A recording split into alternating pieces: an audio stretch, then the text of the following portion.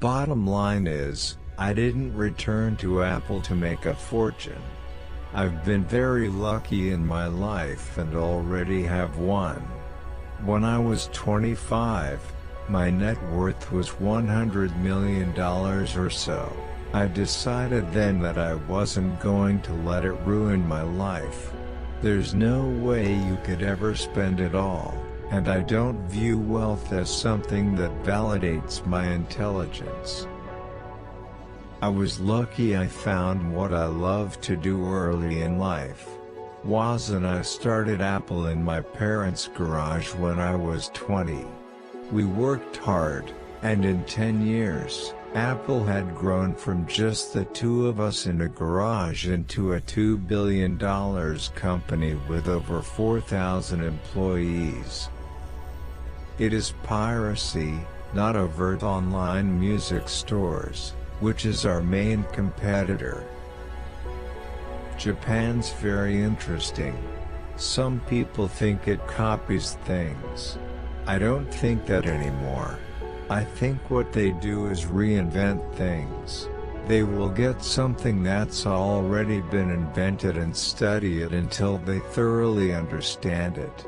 In some cases, they understand it better than the original inventor. We're going to be able to ask our computers to monitor things for us, and when certain conditions happen, are triggered, the computers will take certain actions and inform us after the fact. Most people have no concept of how an automatic transmission works, yet they know how to drive a car.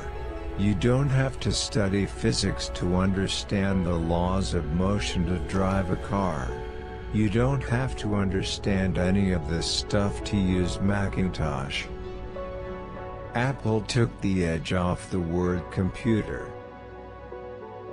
There's no other company that could make a MacBook Air, and the reason is that not only do we control the hardware, but we control the operating system, and it is the intimate interaction between the operating system and the hardware that allows us to do that.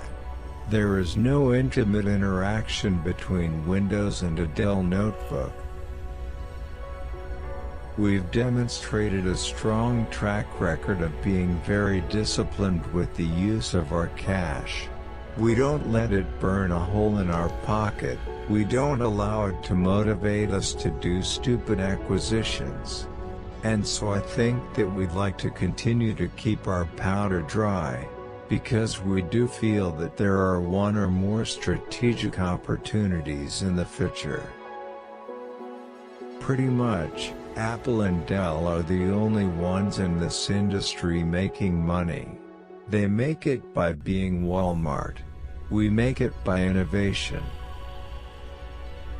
I met Woz when I was 13, at a friend's garage. He was about 18. He was, like, the first person I met who knew more electronics than I did at that point. We became good friends, because we shared an interest in computers and we had a sense of humor. We pulled all kinds of pranks together to turn really interesting ideas and fledgling technologies into a company that can continue to innovate for years. It requires a lot of disciplines. I think we're having fun. I think our customers really like our products, and we're always trying to do better. I get asked a lot why Apple's customers are so loyal. It's not because they belong to the Church of Mac. That's ridiculous. I'm very excited about having the internet in my den. Apple's market share is bigger than BMW's or Mercedes's or Porsche's in the automotive market.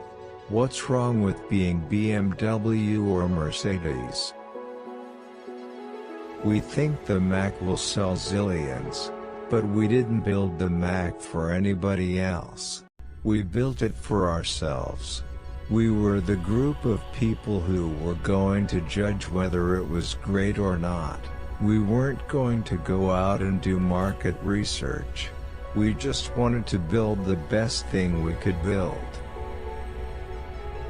These technologies can make life easier, can let us touch people we might not otherwise. You may have a child with a birth defect and be able to get in touch with other parents and support groups. Get medical information, the latest experimental drugs. These things can profoundly influence life. I'm not downplaying that. You'll see more and more perfection of that, computer as servant. But the next thing is going to be computer as a guide or agent. It took us 3 years to build the next computer. If we'd given customers what they said they wanted, we'd have built a computer they'd have been happy with a year after we spoke to them, not something they'd want now.